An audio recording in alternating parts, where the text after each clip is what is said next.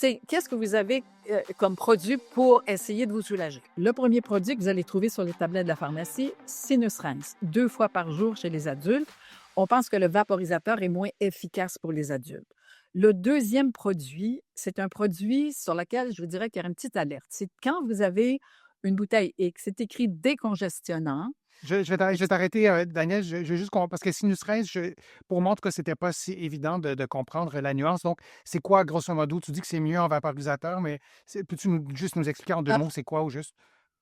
OK, alors on reprend le sinus rinse. Donc, c'est une eau qui, en fait, des fois, elle est salée.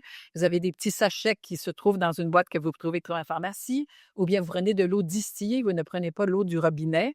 Et avec soit une seringue ou vous avez un outil pour pouvoir rincer comme il faut les déchets qui sont dans votre nez, qui sont constitués de débris, de peut-être de cellules inflammatoires, etc., pour permettre de vous dégager. Alors, le but de ça, c'est là aussi pour les adultes, ça peut réduire le temps où vous êtes malade. Alors, c'est simplement de l'eau, hein, de l'eau qui peut être salée ou de l'eau qui est propre. Ça va? OK.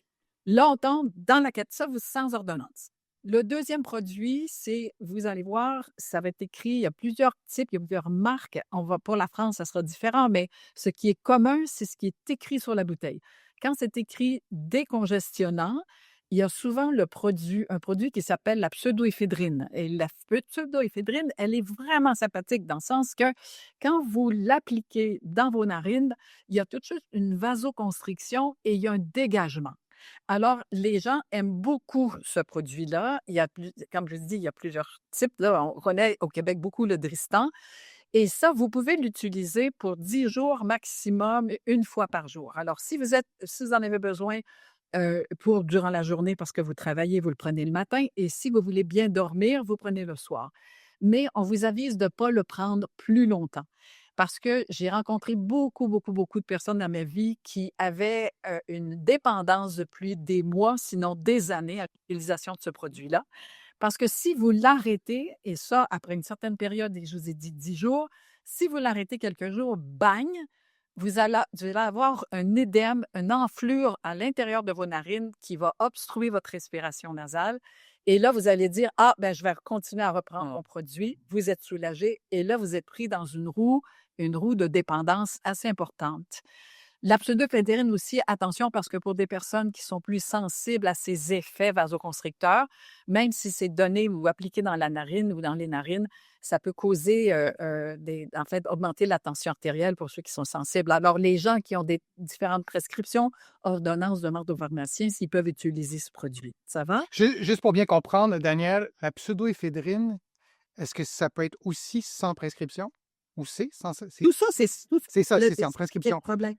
Donc, est-ce qu'on C'est peut donner aussi le conseil aux gens de quand ils prennent quelque chose dans un contexte, là, par exemple un décongestionnant, d'en parler même systématiquement aux médecins si c'est quelque chose qui se prolonge, peu importe ce qu'ils vont prendre, pour être certain que, par exemple, de ne pas s'imposer une dépendance, par exemple, à un médicament qui causerait plus de tort que de mal finalement à long terme.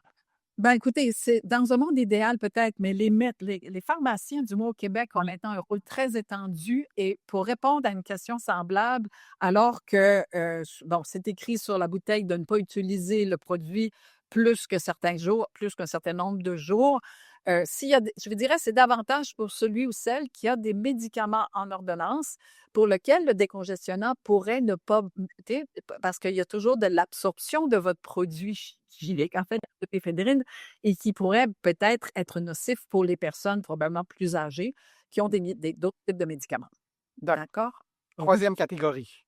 3e catégorie, les stéroïdes topiques. Bon, maintenant, si je vous le mentionne, c'est simplement pour faire la revue de ce qu'on peut se mettre dans le nez. Et ça, ces stéroïdes topiques sont donnés dans des cas davantage d'allergie. On est familier avec plusieurs produits qu'on prend l'été pour la fièvre des foins. Et c'est des produits qui sont assez efficaces, mais qui sont sous ordonnance.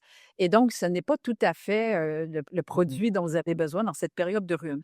Maintenant, si vous permettez, avec ces différents produits-là, qui peuvent assécher, si vous ne le prenez pas de la bonne façon, retenez un petit conseil dans l'application de votre vaporisateur nasal. Prenez toujours la main contraire à la narine pour l'appliquer. Alors, si c'est pour la narine droite, vous allez prendre votre main gauche, et puis là, le vaporisateur va aller dans la partie que vous voulez, qui est plus active, et puis vous allez faire la même chose de l'autre côté. Parce que si vous le faites droite-droite, vous envoyez un produit qui peut assécher les petites cellules qui sont sur le septum et provoquer des saignements de nez. Alors, c'est un petit truc à retenir quand vous avez à vous appliquer le sinus frein, ça n'a aucune importance, mais pour ce qui est des stéroïdes topiques, c'est une façon d'éviter d'avoir des saignements de nez. Merci Daniel, merci Jessica d'avoir préparé ces contenus-là, de nous les avoir présentés. Tout était clair. Je vous invite à nous poser vos questions, à passer vos commentaires, à vous abonner à la chaîne aussi. Ça me fait toujours plaisir de lire vos commentaires et je vous dis à une prochaine fois Daniel et Jessica et à un prochain direct, à une prochaine vidéo. Merci, au revoir.